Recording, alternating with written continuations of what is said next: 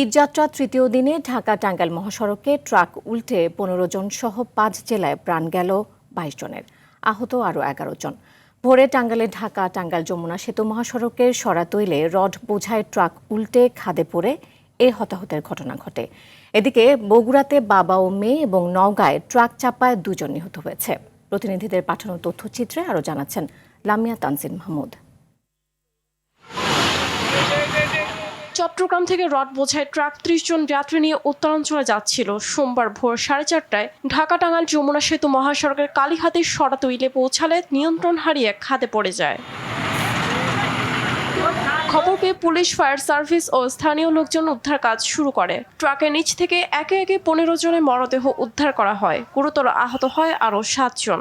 গাড়ি মনে করো উল্টি খাইছে, উল্টি খাওয়ার পরে দেখছি মাটিতে এসে মাথা ঠেয়ে গেল। ব্যাপার কি বলে মাটি খোঁড়া শুরু করে দিচ্ছে। টাঙ্গাইল জেনারেল হাসপাতাল মর্গে রাখা হয়েছে মরদেহ।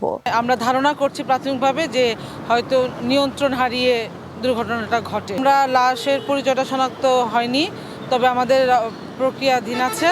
আশা করি আমরা খুব শীঘ্রই পরিচয় পাবো।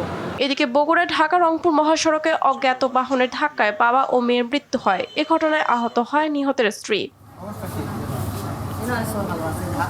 মুন্সিগঞ্জের ঢাকা মাওয়া এক্সপ্রেসওয়েতে আলাদা দুর্ঘটনায় ১ জন নিহত ও ৩ জন আহত হয়। এছাড়া শ্রীনগরে পিকআপ ভ্যানে আগুন লাগানোর ঘটনায় ১ ঘণ্টা যানবাহন চলাচল বন্ধ ছিল।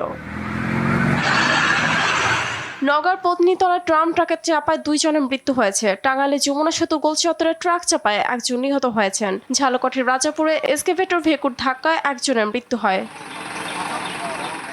লামিয়া তানজিন মাহমুদ, RTV।